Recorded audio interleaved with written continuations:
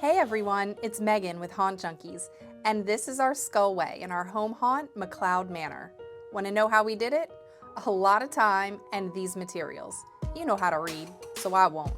Feel free to take a screenshot.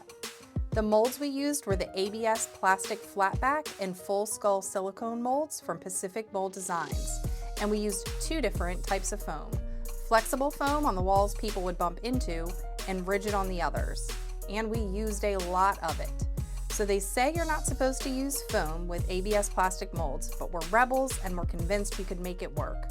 Plaster, cement, or other heavier mold materials just wouldn't work for our project.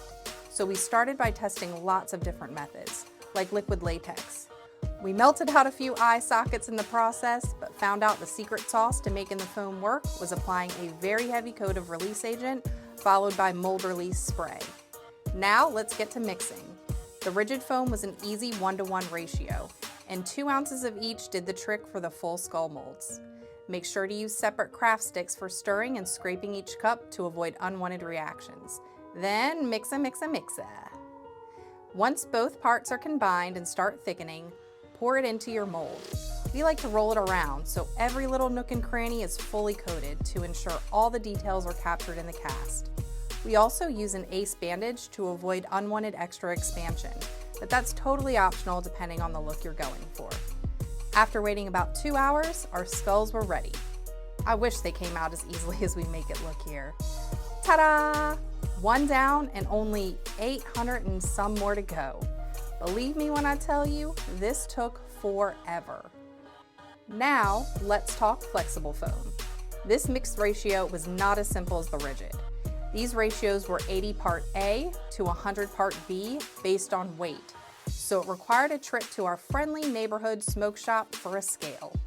We're not perfect, so the pours weren't the same every time, and obviously this is not math we could do in our heads. So our Google Hub really came in handy for solving multiple ratio equations. This foam also has a much shorter pot life, meaning that this stuff starts expanding super quick. So mix fast and pour it into your mold. Give it a swirl and apply your ace bandage if you'd like.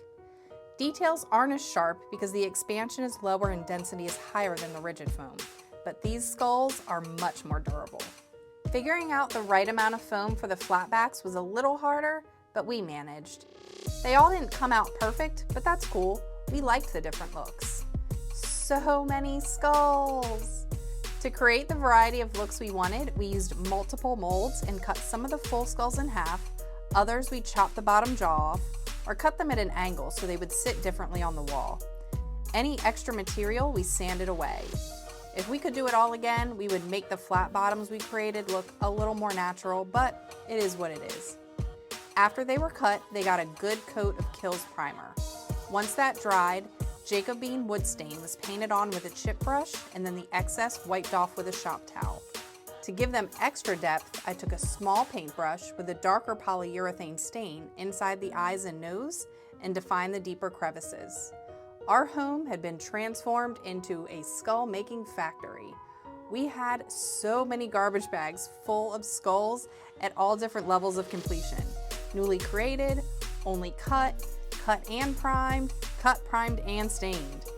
We started laying out skulls on our walls. We lined them up to ensure the skulls stayed nice and even across the different walls, since that was the look we were going for. When we were happy with the look, we got to gluing. A little Gorilla Glue goes a long way, and don't forget that water. Now that our skulls were glued to the walls, we started filling in the spaces with great stuff. We didn't like the rounded, bubbly look, so I ended up taking a Dremel to flatten it out and create some hard edges. Unfortunately, we don't have any footage of the dremeling. When you're in the thick of creating, recording is an afterthought. We'd been at it for months and were really ready to be done. After dremeling, we were ready to paint the black base coat on the great stuff, but needed a way to protect the already primed and stained skulls. So we created baked potato skulls by covering them with aluminum foil. The final step in this massive undertaking was the faux painting. We used a sponge to apply 3 additional colors, a dark brown, caramel, and cream color to highlight the texture we created. With the painting complete, we were ready to set up. The walls were put in place and we were finally able to take a step back and appreciate all our hard work. And man, it had been a long time coming, and it turned out even better than we expected. We were super excited for people to visit our home haunt and be blown away by this major upgrade. Our dog now feasts with the skulls of our enemies. And that wraps it up. Big shout out to Pack Mold Designs for having some incredible products. Thanks for watching. We hope this inspires you to go make something awesome. Happy haunting!